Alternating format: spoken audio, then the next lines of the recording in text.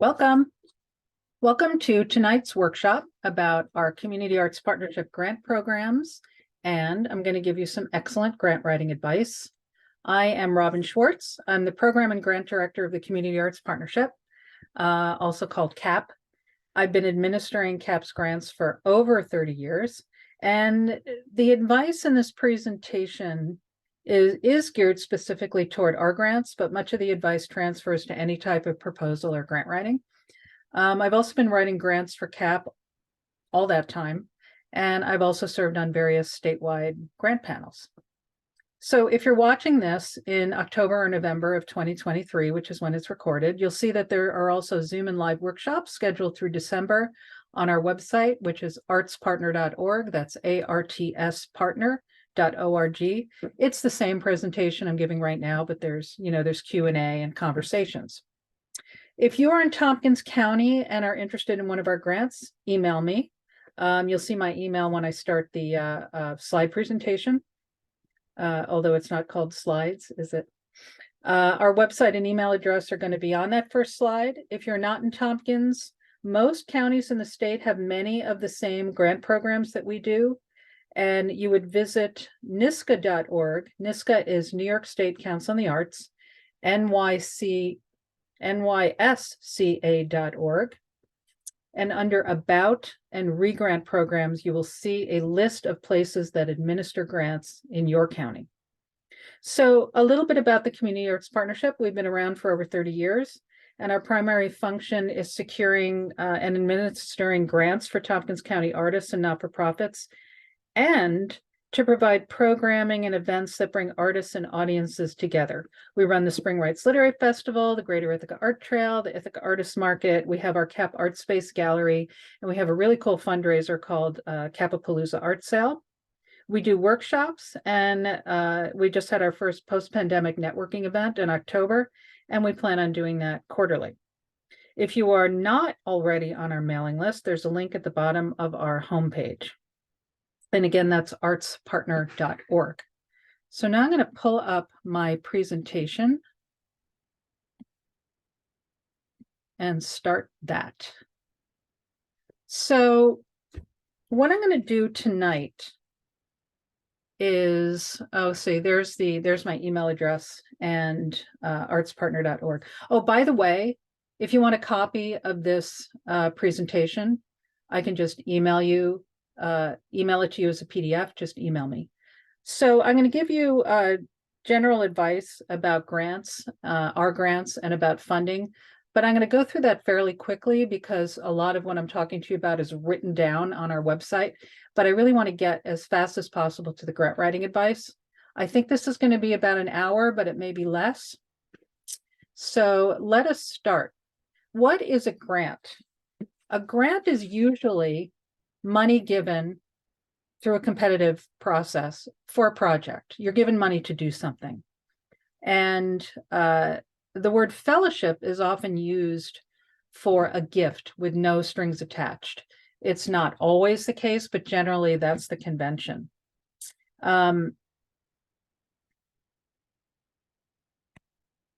I forgot to say a couple of things. My intention is to give you, as I did say this, my intention is to give you an overview of our grants so you get a sense of what they are. And if you're interested in one of the grants, then you can dive into our grants page. For specific advice, brainstorming, or guidance, I'm available by email to start with. And we can Zoom or maybe even meet in person to talk about grants that are actually due in January. So my intention is to give you the info you need to take the next step. I did what is a grant, types of fund, about grants in general. So every grant program is completely different. There's no real convention. Some are incredibly easy to fill out. Some will take you 8 days. Each grant that you'll come across has their own definition of what is funded, and even our grants are different. Each of our grants has a different goal, a different mission, a different criteria, different eligibility requirements. Some you have to be a not-for-profit, others it's just for individual artists. Ours are always for Tompkins County. The application format is different, the length, the level of difficulty. That statement is more about grants in general. Our grants are pretty easy. We're probably the last place in the United States where our grants are not an online platform. It's just like I give you a Word document with a list of questions and just say, answer these questions in X number of pages. Different grants have availability for you to ask questions. I'm always available to ask questions. Not all grant programs have a person like me to ask questions of, or the person that you're asking questions to is actually an administrator who doesn't really know the answers. So what's great about our grants is that there's a person to talk to run ideas by, to brainstorm. Different grants have different financial and record keeping requirements.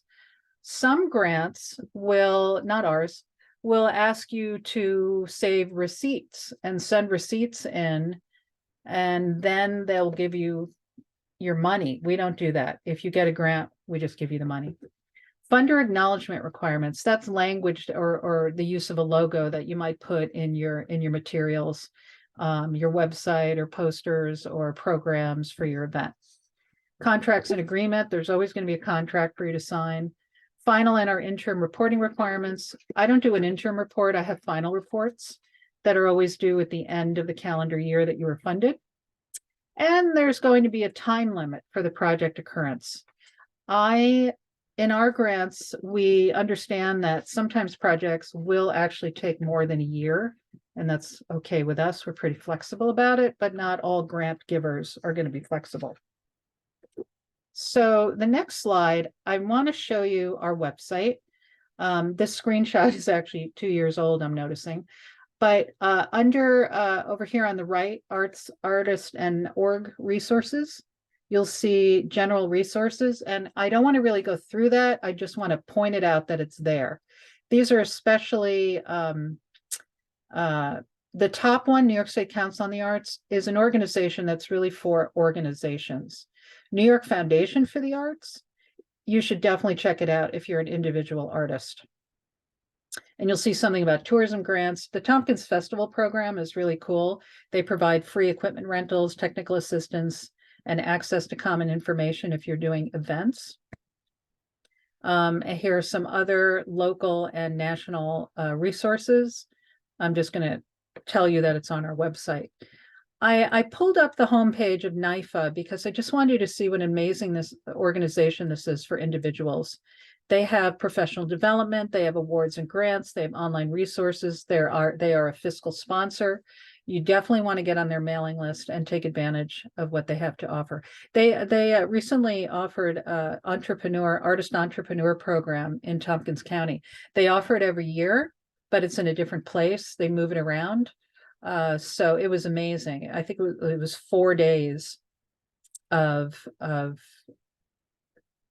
business advice and networking, and it was just kind of amazing. I provided the food. And so it won't be in Tompkins County in 2024, but it'll be somewhere, and it might be totally worth it for you to find that. So that was called the Artist Entrepreneur Program. So preparation for writing a grant. These are the kind of things that you might be asked for in a grant application: an artist statement, a bio, or a resume. And what's the difference? What is an artist statement? I wrote it down here somewhere. I have a tendency to write notes and then not look at them and then not know where I am. So basically, an artist statement is a narrative where you're explaining your art to somebody. A bio is a biography. It's about you. And a resume is usually chronological information with dates about when you've had certain career exhibits or talks or performances. Brief summary of project, detailed description of your project, the who, what, where, why, when, background and qualifications of artists and our organizers, community impact and outcomes. What fabulous things are going to happen if you do this project? Why is it important? There's going to be a budget. Expenses should be figured out. Income is usually a guess, but it's your best guess. your expected and our targeted audience, who's coming to your event, a timeline, straightforward outline of activities. How do you advertise? How are you going to get the word out about your event? Do you know what you're doing there? Maybe you might need a letter of support or confirmation from partner organizations. One of our grants requires that. A work sample, one of our grants requires that. Our grant timeline is, we post, I should say our grants are for the calendar year 2024. And 3 of them are due in January and one is due, I think it's February 1st. So sometime around October, I post the guidelines and application. What I'm doing right now in October and November is publicity, outreach, workshops, draft reviews. I would love to see your draft review, your draft of your grant. I post the deadlines. Then I select a panel. The panel is the group of people, at least 7 people, usually 8, that are going to read your applications and make decisions. I provide them with an orientation, how it's going to go, what they're looking for. And then after I receive your applications, those applications are sent to the panel. They have 3 or 4 weeks to read them all. Then the panel meets, discusses each application, and scores the request. And that, I'm going to talk a lot about that scoring, because when you understand how they make decisions, it's going to help you write your grant. Funding decisions are made. I notify the applicants. I send out contracts and agreements. If you get a grant as an individual, I need a W-9 form from you. I mail checks, and then you follow the contract requirements, such as acknowledgement, and then there's a final report at the end of the year. So that's the annual timeline. Now, on our grant page, on our website, you'll see grants up at the top, and you'll see all CAP grants. So I want to just show you, and this is a screenshot from that page. The top 3 grants, 2024 Grants for Arts Programs, 2024 Artist and Community Grant, and the Arts Education Grant. All 3 of those are grants of New York State Council on the Arts. We administer them for NYSCA in Tompkins County. And as I said earlier, if you're not in Tompkins County, these grants probably exist in your county, and you could find that on the NYSCA website under About and Re-Grants. I wrote, we will know in late November whether we have sufficient funds for 2 deadlines for the above 3 grants. I requested $200,000 for those 3 grants. I won't know till November how much money we get. And we also applied for it in other places for money to add to that pot. If there is 200,000 or more than 200,000, I may also have a June deadline, but don't expect that June deadline. I would apply in January because the June thing may or may not happen. These grants are due on the dates listed. And, oh, people say midnight is confusing. Like, do I mean January 7th at midnight? I mean January 8th at 11:59 and 60 seconds. And if I do post another deadline, it will probably be posted around December. And generally, like what we did this past year is almost most of the money, like 180,000, was distributed in January. And for the June, we only had like 30,000 to distribute. Then we've got a grant called the Strategic Opportunity Stipend, or SOS. It is privately funded, $24,000 a year we have. And that one is a different kind of grant. And I'm going to tell you a little more about each of these. We also administer something for the county called Arts and Cultural Organizational Development Grant, or ACOD. And that is invite only. And it's something that our executive director, Megan Barber, administers. And it's tourism money. So it goes to major tourism assets, like the really big arts organizations. If you have any questions about that, you can also email me. And I'm going to go into more detail about these. But before I do that, remember I said those top 3 grants are New York State Council on the Arts grants. I want to just talk about their priorities, which are also our priorities. The second paragraph, by the way, these grants at NYSCA are called Statewide Community Re-Grants Program. So that's why it says SCR. So SCR is a statewide effort to make exemplary arts programming available to geographically, ethnically, and racially diverse segments of the state's population, and to support the continued development of local cultural resources responsive to community cultural needs. And that is our priority. It means bringing the arts to under-resourced people or areas.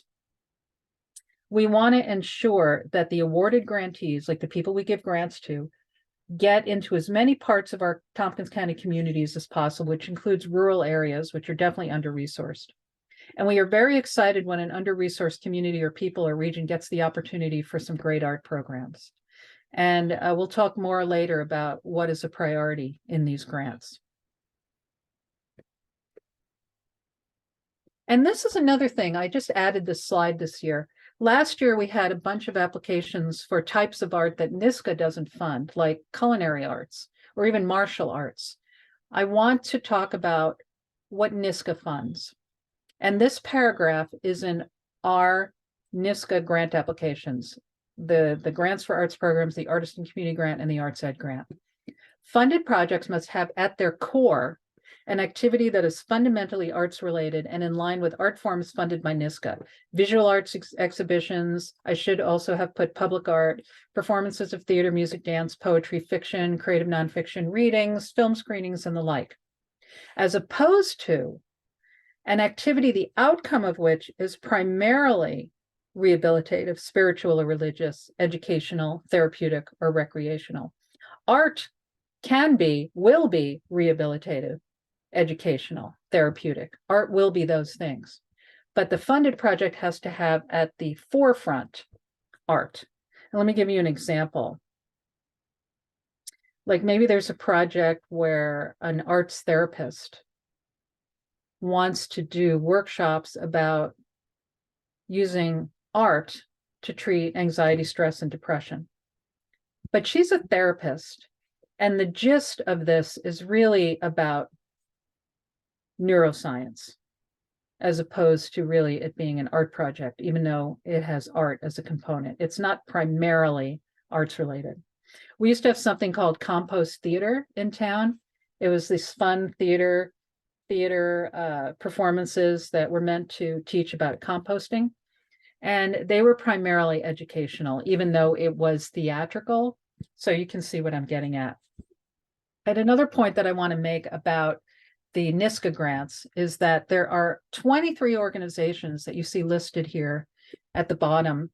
And if you want, maybe you could take a screenshot of this, or I can send you this presentation. Oh, but they're in all the guidelines of these applications. This list is there. These organizations that are listed apply directly to New York State Council on the Arts. They cannot also apply for these grants for our grants. It's double dipping into the same pot of money. So Cuba Chamber Orchestra, Cherry Arts, Center for Transformative Action, Cinemapolis can't apply for these grants that I'm talking about. However, they can be used as a venue. Like, let's say you want to do a performance and you want to do it at the Cherry. That's fine. The Cherry can't advertise, they can advertise it on their website, but it can't be a Cherry Arts program. It could just be something that's at their location that they're helping publicize.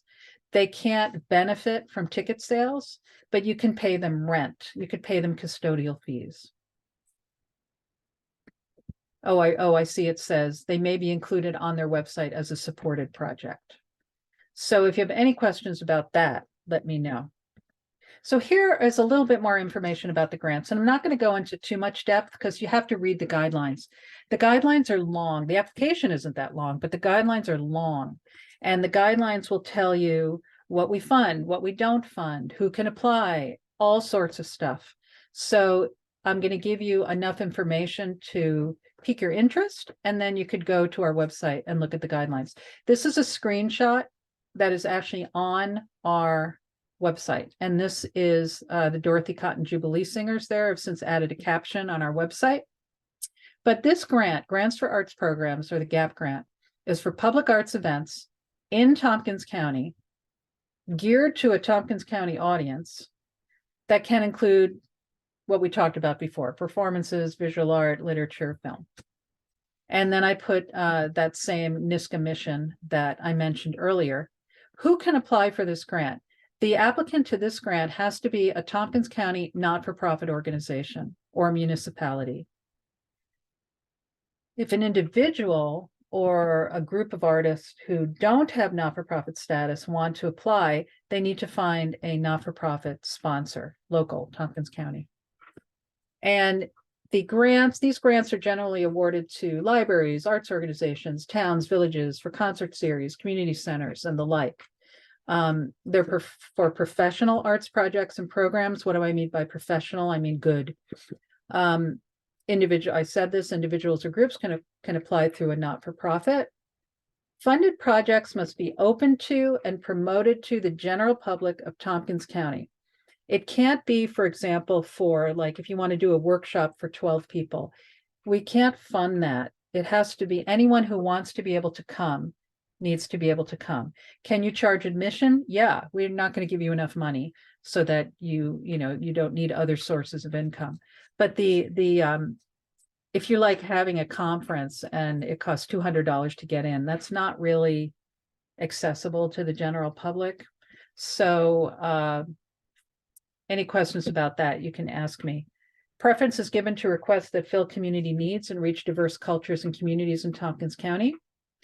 The maximum award for all 3 NISCA grants, like maybe you want to fill out a GAP grant and an Arts Ed grant, the max we can give you is $5,000. You can apply for a GAP grant for $5,000. If you apply for a GAP grant and an arts education grant, it has to equal $5,000 total, or we just can't give you more than that. Applicants can apply for costs directly associated with a project, like artist fees, promotion, marketing, space rental, technical assistance, supplies. Due dates are there. And then you'll see the grant materials. There's the guidelines, please read carefully, the application, and there's a budget form. And if for some reason you can't open an Excel budget form, the GAP application is a Word document. If you don't have Word, if you can't do it, no problem, just email me. I mean, I could just send you the questions in an email and you could just send them back answered. So we can work around that. There's also a link to past grantees, which you might want to look at. Now, the Arts and Community Grant is different. This is the picture, which I have since added captions. This is a picture of collaboration between Southside Community Center and Ithaca Murals, working on the Underground Railroad mural on the, is it Green Street or Clinton? It's Green, right? Under the Green Street Bridge. So this grant is for an individual artist, and it's very specific. It's for an artist or artists, a group of artists. So this is not for a not-for-profit applicant. The applicant for this one has to be an individual artist. It's for an artist to create new work, money for new work, yay, and share that work in an immersive way with a local community of their choosing. What does that mean? It goes a little bit beyond, I wrote a play, I'm going to perform it. I have an exhibit, I'm going to hang it. You could do that, but there should be a further interaction with community members that really help the community members understand what it is to be an artist. How did you do this? What is it like to write a play? Tell me what painting did for you. What does it do for your life? You want to really share who you are as an artist and help people understand what it means to be an artist. That's the Artist and Community Grant. Then there's an Arts Education Grant. This one is also very specific. It is for you, and the applicant for this can be a not-for-profit, it could be a cultural organization, it can be an individual. This is for in-school, public school, K through 12, or after-school programs, where an artist goes in, meets with the same group of kids, at least 3 different sessions, separated, not all in one day, and teaches them an art form. It's a better program. It's a stronger program. If the kids are using art to learn something that's in their existing curriculum, non-arts curriculum, it could be like using quilting to teach math, or using like theater games to teach kids how to get along with each other. The students must also create something of their own from their own imagination as part of this residency. So they're not just imitating something that you're doing. They've got to create something with the information that you're giving them. So there's a lot of information about that in the guidelines. And then here's our privately funded grant. This one is really cool. By the way, we really want more funders for this one. We want more money, and we're, if this one funder we have ever goes away, if you know of any funders who can fund this strategic opportunity stipend, please let us know. It's very hard to get grants to then re-grant art. So we're really looking for a family foundation or individuals to donate to this, because it's just such a cool grant. This is a funding for an individual artist's career for opportunities worldwide. Tompkins County artists, this is just for Tompkins County artists. There is a residency requirement. I think that you need to have been in Tompkins County for at least a year before you apply, and expect to be here for a couple of years after. And the reason for that is because we have so little money for this that we want to support artists who are not coming through town and will be gone in a year, because this is a pretty transient community. So this grant gives you the opportunity to take advantage of a very specific and strategic opportunity, which is something you can be invited to or something you create yourself that will take your career to the next level. It's not about a lateral move. If you've had 3 solo visual arts exhibit in Ithaca, and then you have an opportunity for another one, it's a lateral move. If you have an opportunity for your first solo exhibit outside of Ithaca, that's a step up. This grant is cool because we have sent people all over the world with this. So the other ones are all Tompkins County based. This one is world based. This is Linda Wingirter, who's part of String Puller Puppets. Yay, grant writing advice. So this is it. It's a competition. It is a myth that if your idea, if your project fits the guidelines, that you're going to get funded. There's never enough money to go around. So there are frequently more eligible requests submitted that we have more eligible requests submitted to us than we can possibly fund. So you really need to be careful with these grants. Read the guidelines, answer the questions, because it is a competition.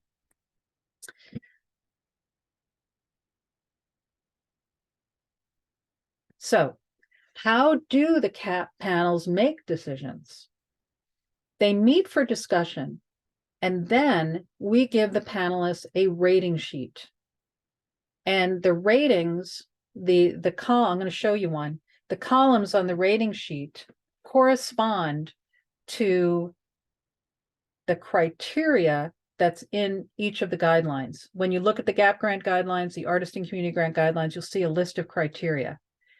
That's what the panel rates. Then we compile the ratings and make funding recommendations based on the ratings and your budget. And then the recommendations are sent back to the panelists for approval. And the amount awarded may not be what you requested, because we make an effort to fund as many worthwhile requests as possible. But at the same time, we don't give people so little money that they can't do their project. So how do you get your request to rise to the top of the pile? Because it's a competition. This is the GAP grant criteria. Now, I took this screenshot from the guidelines a couple years ago, so it may have changed a little bit. But this is what the panel is rating against. There's community benefit, there's artistic merit, there's adherence to the guidelines, feasibility, applicant's history with regard to compliance with those, contract requirements and final reports. And I think I have, and I just want to show you, here's the criteria for the Artist and Community Grant. It's different criteria for each grant. This one is Strength of artistic work sample. This is the only grant that has a work sample. Community accessibility to created work. Nature of the artist's interaction with the community. And the GAP grant criteria is different. So I give the panelists a rating sheet. And I know that you may not be able to focus in on this, but I just want to give you a sense. I have on the left column is a list of the applicants.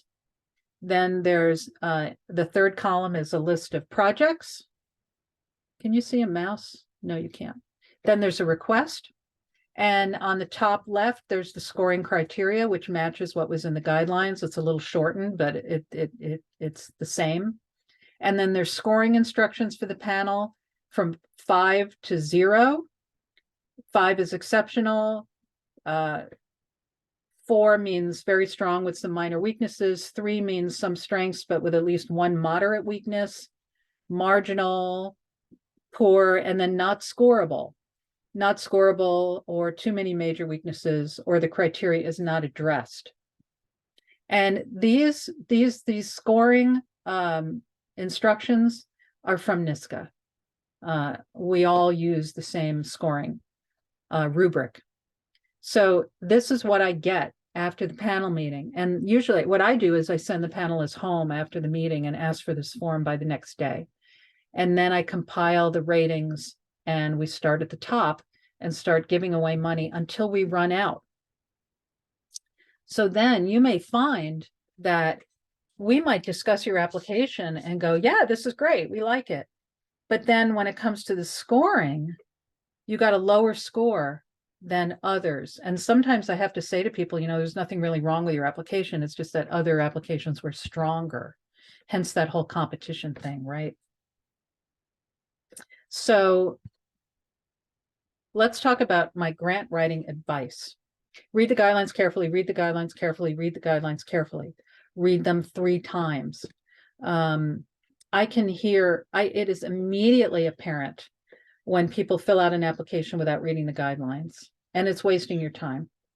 There's a lot of stuff in the guidelines about what is funded and what is not funded, so you've got to absorb them. Take note of the criteria. As I spoke about, that is what the panel is using to, well, they're using what you wrote in the application, but that's what they're judging you against. I wrote, read the entire application before starting to fill it out. On my applications, I'm just basically giving you like a list of questions.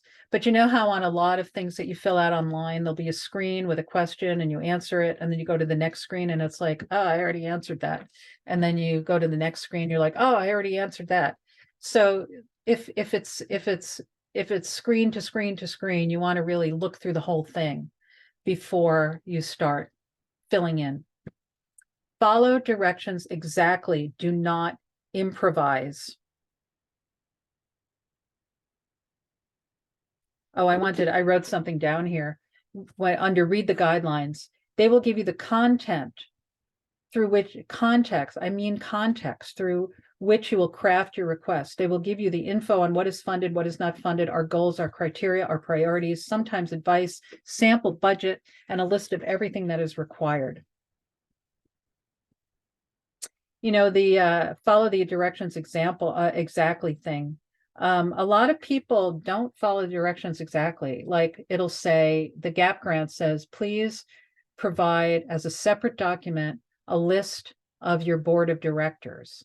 And people will say, oh, you have that from last year. I'm like, no, I don't. I didn't say that. You've got to send it to me. And it might say, like, the guidelines might say, for the artist and community grant, send us your resume. Half of the people do not send me their resume, and I follow up.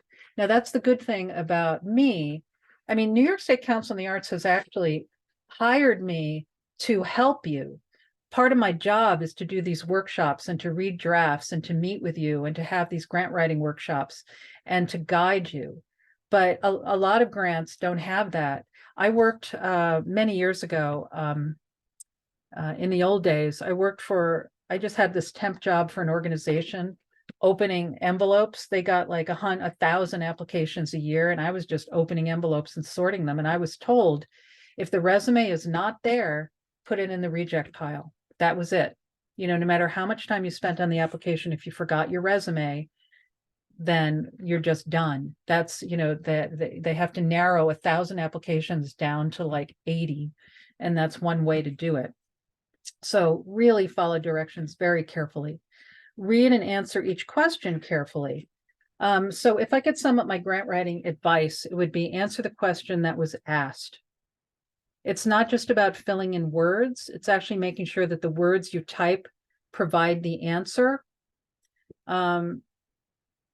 For example, I'm going to give you an example. The SOS grant.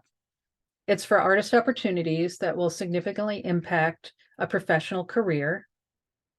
So the question in the SOS grant application is describe in great detail, I like underlined it and italicized it, how this project or opportunity will impact your professional career. Please be very specific and provide examples. A lot of people will write something like, this project will increase my exposure, and that's all they'll write. Didn't answer the question. And you're in competition with somebody who did answer the question. Like someone else may have, maybe someone else is asking for travel funds to attend a publishing conference with the intention of getting their novel published.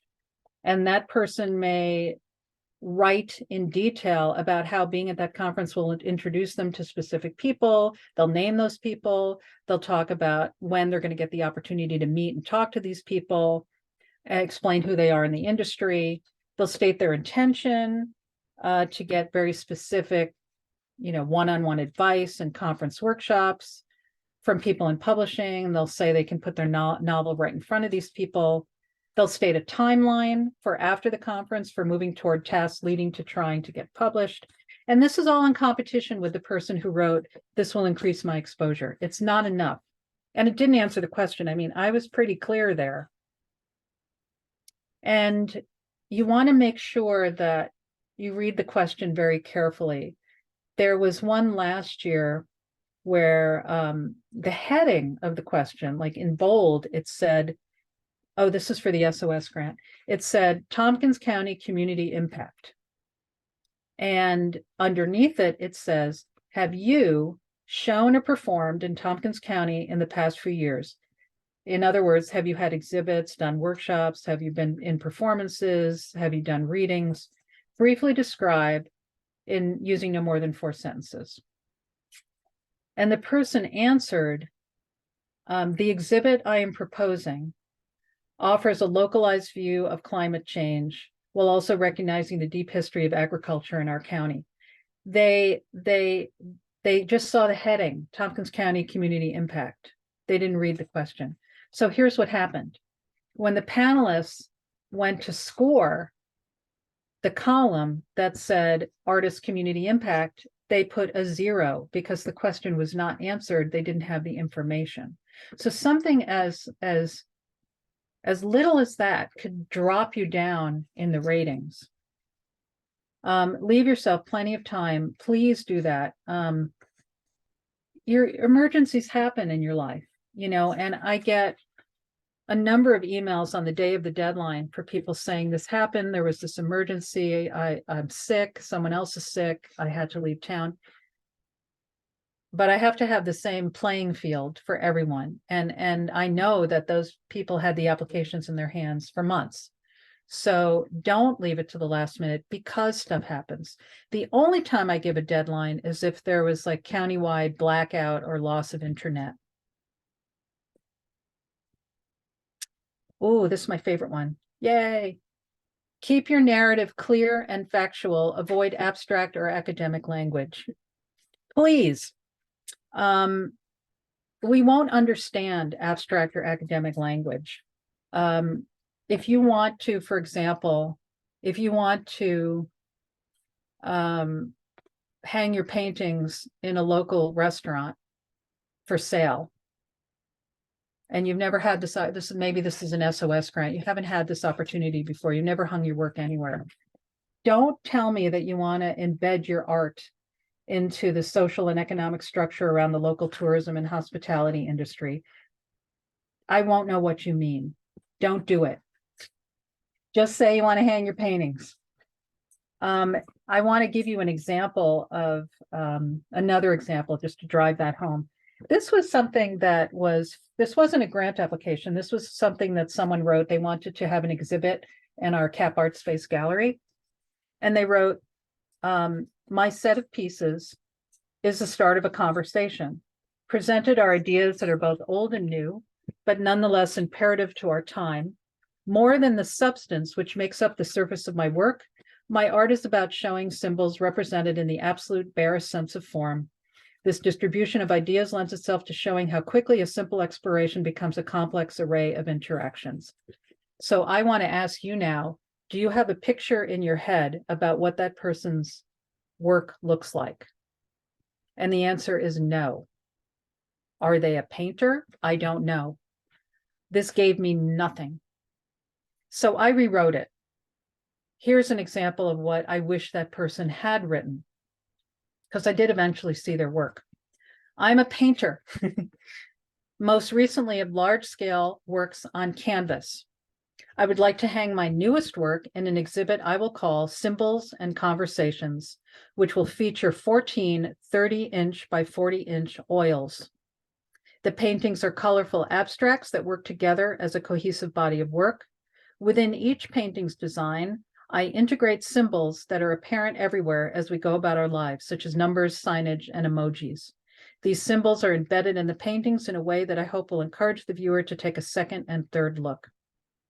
Now I have a picture in my head about what this person's work looks like, and that's what you want to do. Panelists are reading a lot of applications. I was on a New York State Council on the Arts panel where I had to read 100 applications. And when there's that blurby language, I absorb nothing. Useful sentences. Don't exaggerate. I'm thinking of mostly the exaggeration comes in budgets, where I remember one where somebody said that they had 1,200 people at their performance, and we used to run a ticket center, and we had sold 250 tickets. So we're like, what? Have someone else proof for grammar, clarity, completeness. I can't tell you how many times I proof stuff and then I send it to someone else and they find all these mistakes. And I was so careful, but somebody else looking for it is good. I want to tell you that we don't care if you're a good writer, unless you're a writer and you're applying for a writing grant, because then you should be a good writer. But generally, we just want the facts. You know, if English isn't your first language, that's okay. We just want to know, what are you doing? Where are you doing it? And basically the answers to the questions. But neatness counts.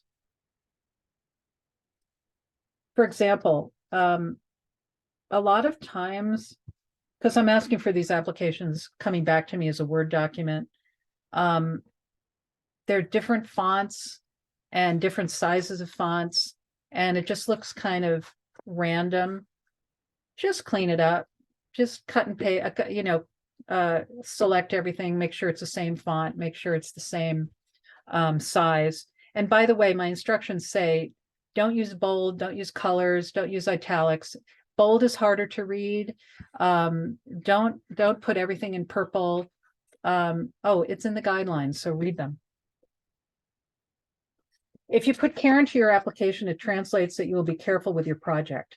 If an application is poorly presented, the panel may assume your project will also be poorly presented or you aren't up to the task. It's a competition. Read it out loud, that always helps. And take advantage of the CAP draft review. The first people who send me a draft review, I'll spend like a half hour on it. By the time we get like a few days before the deadline, I'm not looking for grammar anymore. I'm just saying, I might say something like, expand a little more on the answer to question 2, that was important, or something like that. Oh, my only picture. Panelists are human. They will be reading multiple requests. Prioritize clarity. write for this person, not for this person. Yeah, just assume that the person that you're writing for has already read a ton of these. And another thing is, don't assume that the panel knows who you are or has knowledge of your references. For example, maybe you're a theater artist and people don't necessarily know what dramaturgy is. People may not, if you want to workshop your play, they may not know what that reference is. If you're writing for other theater professionals, they will know, but our panels are generally community members. So it's important to remember that not everyone knows what you know. It's also a good idea, by the way, to have someone who doesn't know anything about you or your application read it, because sometimes we're so close to things that we don't realize what we're leaving out. You want the panelists to think, I really want to go to that event, or wow, how exciting. Now, it's okay to convey your excitement or enthusiasm. This is interesting. You want to tell a compelling story. Sometimes people send me an application that answers all the questions, but it's boring. And then they'll come into my office, or I'll talk to them on Zoom, and they'll be really excited about it. And I'll say, what you just said, that excitement thing, put that in the application. And I'm going to give you an example of that, actually. Oops, I'm going to go back to that. Here is something, this is totally made up, by the way, this isn't real. This is a little, I think a little, maybe boring isn't the right word, flat, non-exciting. We will present a collaborative dance and music performance on the Commons in May. The dancers will be Jane Jordan and Emily Eskowitz, and their choreography will be accompanied by local musicians Robert Green and Anna Fernandez. Additional musicians will perform acoustic repertory, drawing on themes relevant to water and landscape. It's clear, it answered the questions. It's not very exciting. And then I'm thinking of, this is sort of based on some people who did come in my office and were like so excited about their project. And I did ask them to put that excitement into their application. So I rewrote it. We are really excited about our upcoming performance on the Ithaca Commons on Saturday, May 12th from 2 p.m. to 4 p.m. Notice the more details.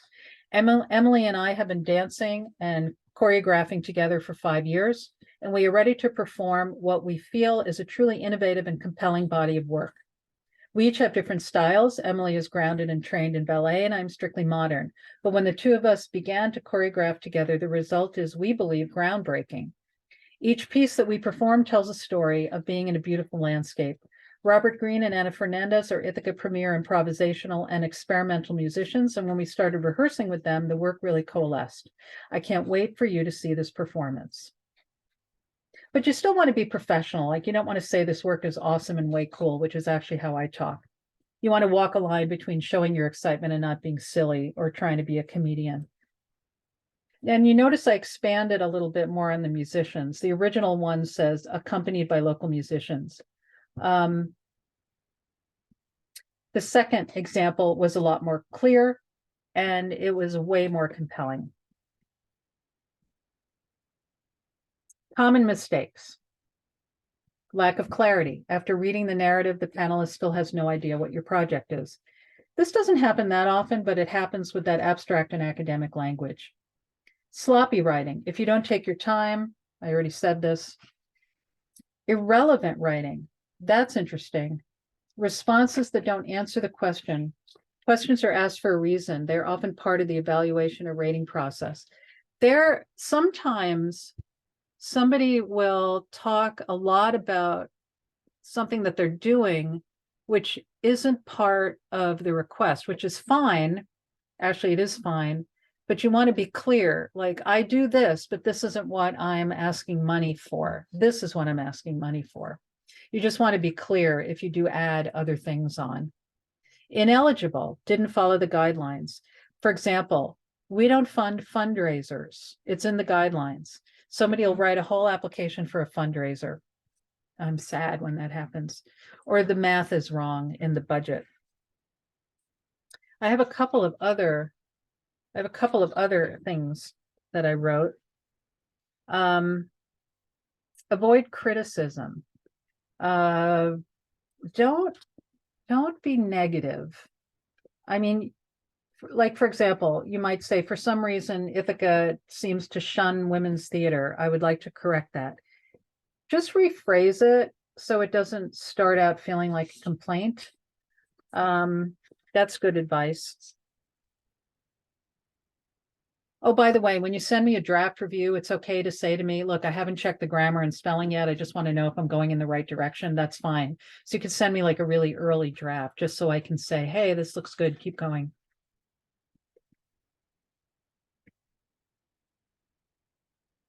Oh, yeah.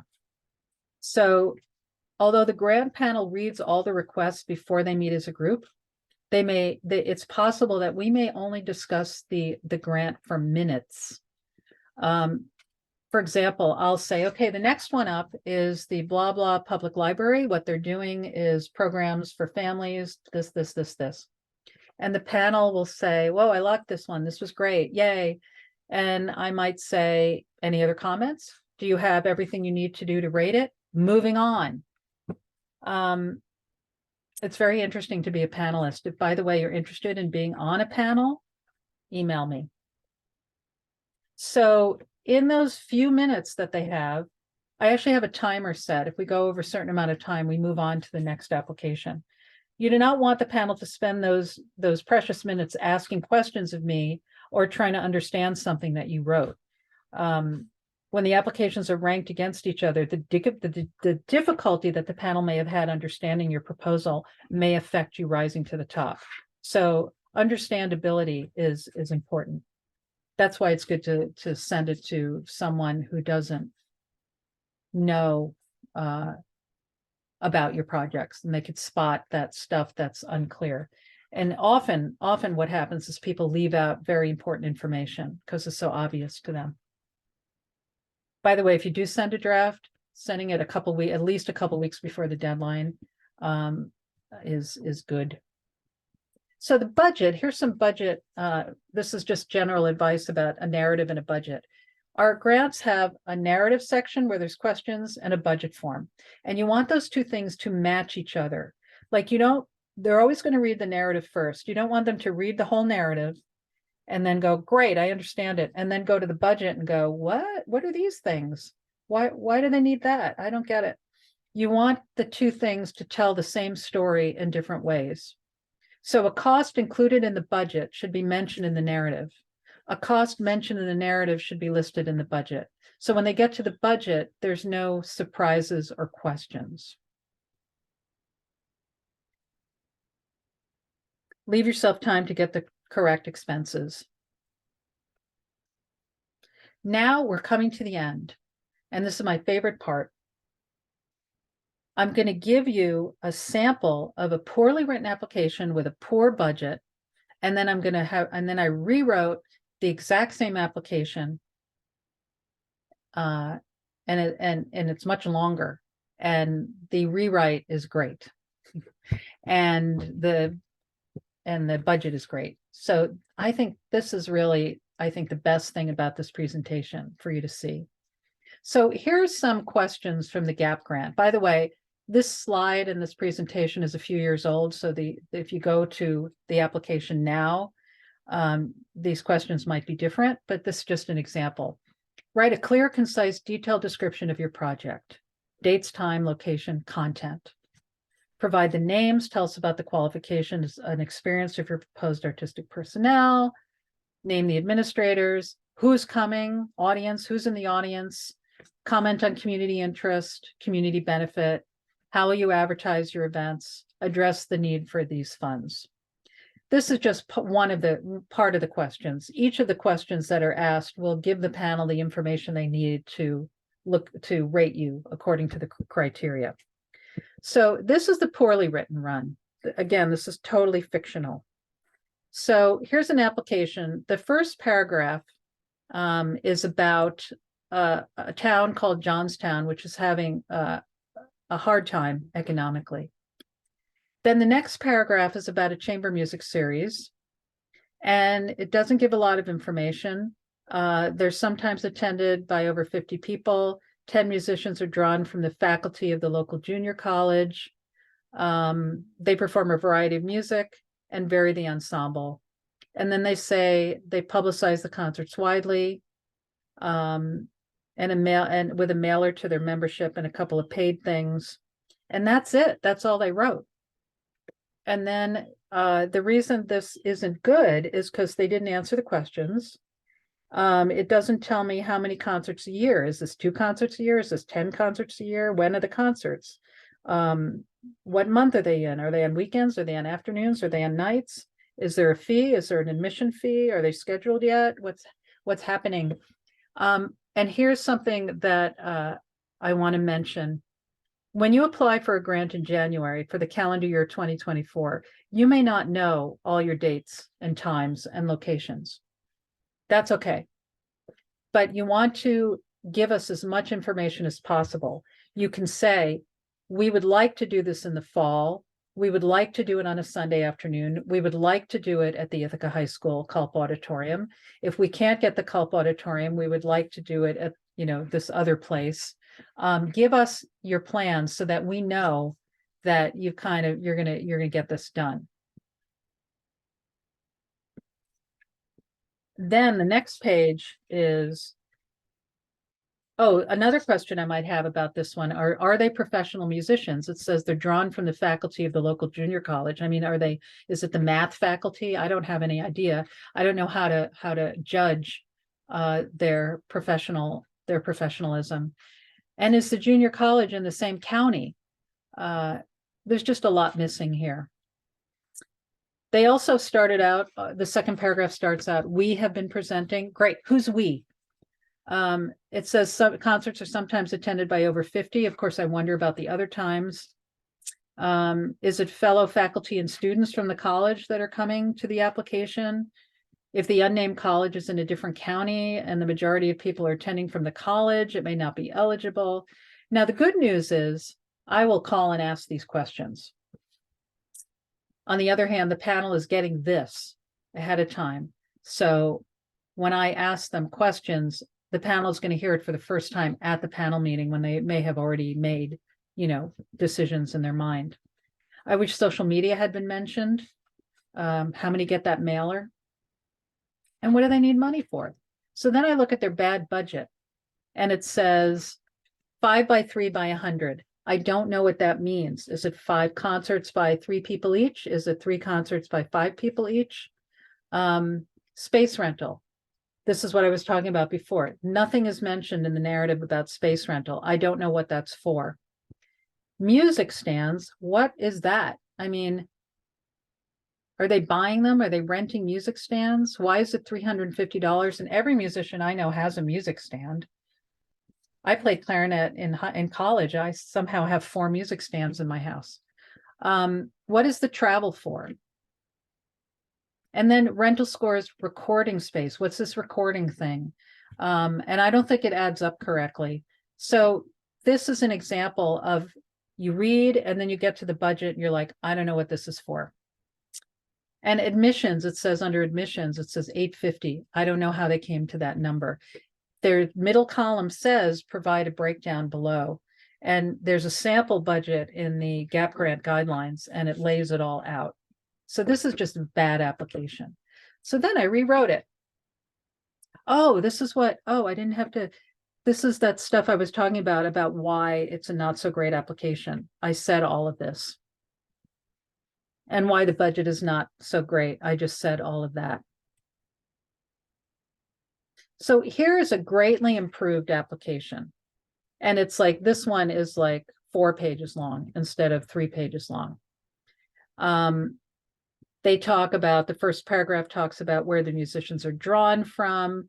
There's an attachment for a brief paragraph about each musician. They talk about exactly what they're performing. There's a little more information about the group.